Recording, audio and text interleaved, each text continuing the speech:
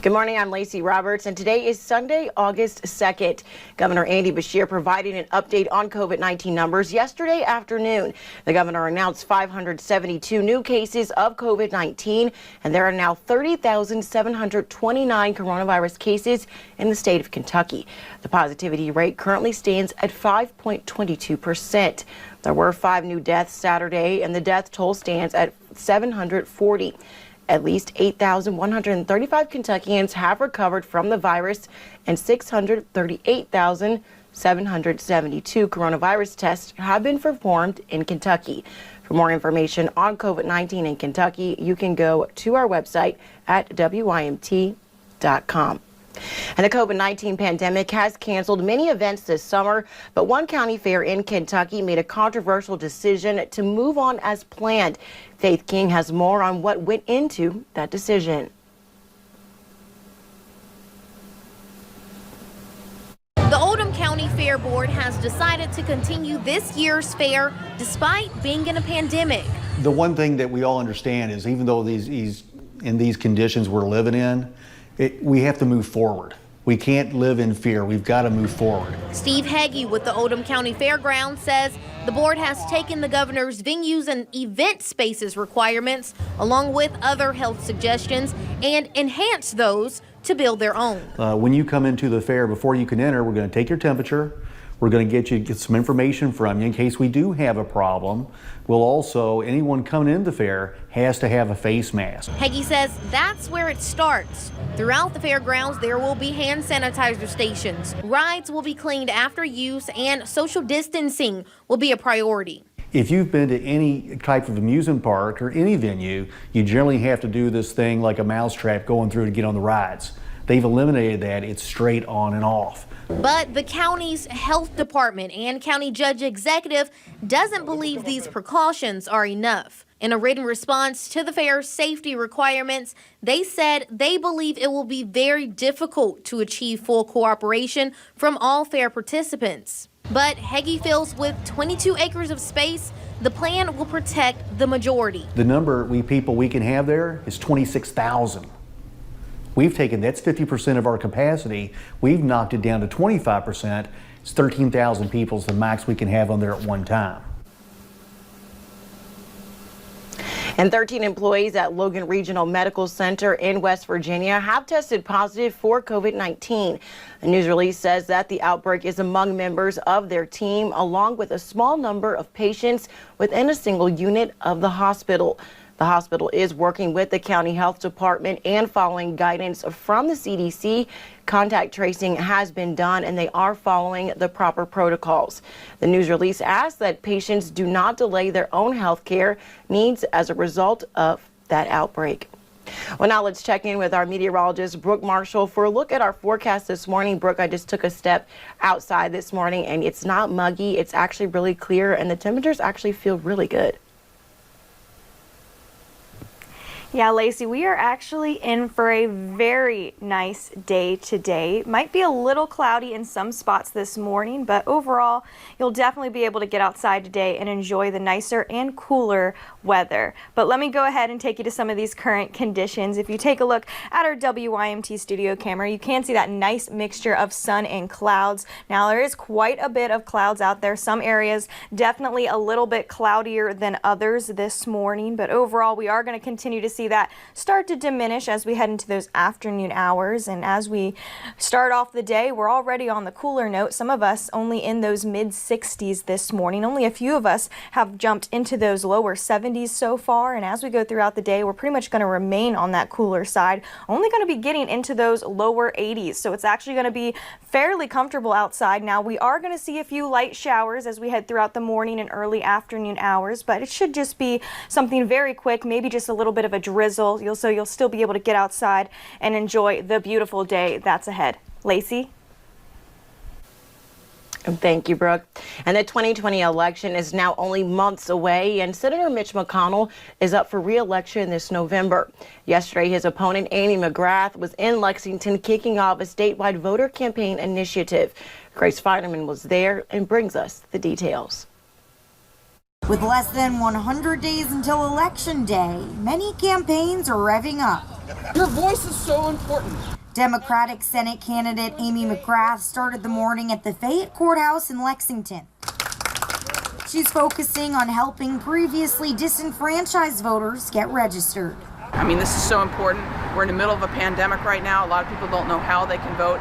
And gosh, this is probably the most important election of our lifetime. McGrath says many Americans with nonviolent drug offenses have been disenfranchised in the past, including former UK basketball player Rex Chapman. When you're in rehab, like a lot of these guys out here today, man, it's lonely. You're at the bottom. Seeing these ladies come out here today and get a piece of their life back is empowering. McGrath is calling for no excuse absentee balloting. She says nobody should have to put their lives on the line to vote. My 79-year-old mom should not have to put her life on the line to vote in this election. This is America.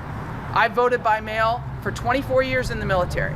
It works just fine. Lexington isn't the only stop. McGrath is also visiting Louisville, Hopkinsville, and Owensboro. Right now, it's not entirely clear what Kentucky's general election will look like. Options could include mail-in ballots, early voting, and more polling locations compared to what we saw in June. In Lexington, Grace Feinerman, WKYT. And the voter registration deadline is just a little more than 2 months away, October 5th. To check your registration status, you can go online to govoteky.com. And a daughter of a Lincoln County woman killed in a gas pipeline explosion is opening up 1 year later. On August 1st, 2019, a gas pipeline exploded, killing Lisa Derringer. It destroyed her home, leaving nothing behind but the burned garage and car. A year later, dozens and dozens of family members, friends, and even a few survivors of the explosion filled the now deserted spot. Balloons picked out specifically for Derringer released into the sky with a message of love and grief. If you've seen it before, there wasn't a blade of grass taller than the rest. Immaculate, stayed very beautiful. And to see that now, that's kind of hard, you know, because I know she was pretty particular. That part's pretty hard. A new lawsuit has been filed on behalf of 80 others affected by the explosion. They are suing Enbridge and its parent company who owns and operates the pipeline. And a Laurel County man was charged with a DUI following a crash along KY 30 Thursday morning. The Laurel County Sheriff's Office saying a Chevrolet was headed southbound when it swerved into the northbound lane before hitting a GMC pulling a trailer, which was knocked off its double axles in the crash. No one was injured in the collision. 54-year-old Ronnie Hoskins, the driver of the Chevrolet, was determined to be under the influence and was reportedly swerving all over the road, speeding and talking on a cell phone when the crash happened. Deputies also say they found rolling papers and a crushed pill on Hoskins. Hoskins is being held at the Laurel County Detention Center. And the Kentucky State Police say that they are investigating an officer-involved shooting that occurred in McCreary County Friday morning. They say just after 10:30, a KSB trooper attempted to arrest 35-year-old Christopher A. Phillips, who was wanted on felony charges. They say Phillips shot at the trooper, at which times shots were exchanged by police. Both Phillips and the trooper were uninjured in that shooting. Phillips was sent to the McCreary County Detention Center and is charged with attempted murder of a police officer and resisting arrest. And yesterday evening in Lynch, the Clean and Crazy ride took place. The NA Clean and Crazy support group and the Backroads of Appalachia hosted a 5K to support those in recovery or addiction. Chastity Souter hosted the 5K event and says she wanted to bring hope to Appalachia. Souter says that she has been clean and sober for 19 months and wants to show others that there is a way out of addiction. This means to me gratitude. It makes me very humble to be able to reach out to other people in recovery and to be a light to other people, to show them, you know, that I can have fun in sobriety and they can too. I woke up this morning and I just wanted to cry because I was very grateful for everything that God is allowing me to have in my life. And if you are battling addiction and need help, you can call the Progress and Recovery Area of Narcotics anonymously at 833-732-7859. And restaurant capacity may be limited for now, but Corbin is being creative with its dining options. The city and its Department of Tourism announcing that an area of 3rd Street will temporarily provide relief to restaurants affected by Governor Beshear's recent orders. Corbin Mayor Susie Rasmus says that while the situation is not ideal, it feels good to be able to provide some relief during the COVID-19 pandemic. And we know it's been really rough on our restaurants since early spring, so we felt that we needed to move quickly to make something happen for them and give them the opportunity to expand their occupancy. You know, I mean, we threw this up pretty quickly, but you know, they recognize that it's the effort that we've made to help them. Rasmus also says that this will be the new norm for the time being until restrictions are lifted. And while Corbin is making space for its restaurants, a new restaurant has been added to the roster in Elkhorn City, but it comes with some old ties to the community. WYMT's Buddy Forbes has more. The pandemic has closed a lot of doors. It has taken a toll on a whole lot of businesses, and I just hope that they can survive. But for Elkhorn City business owner Crystal Potter, a new door just opened. Yeah, I'm very blessed. I have to say I'm very blessed, and I'm so thankful. The former owner of Gold Ring Diner closed the doors on the 20-year community staple, bringing her staff and food to a new place she has made her own, Ducker's Barn and Grill. People ask a lot of questions about what Ducker's means. April 25th of 2019, my brother Donald Lee Belcher, he got killed in a tragic accident, and his nickname was Duck. So she used his nickname to follow her passion. Doing what I love and putting my brother's name in it, you know, he loved to feed people. I like to feed people. You know, couldn't stand for somebody to go hungry, so therefore, hey, I can make that happen. As for the rest of the name, I have thoughts of it being, you know, serving alcohol barn. So if you notice, it's B-A-R-N, but the N is falling off the barn.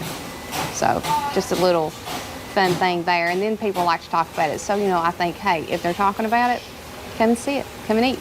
she says it is all about that hometown feel and cooking that Gold Ring has always provided. You know, that's what I wanted. I wanted you to feel comfortable when you come in here and now like you're at home. But with some brighter colors. In Pike County, Buddy Forbes, WYMT Mountain News.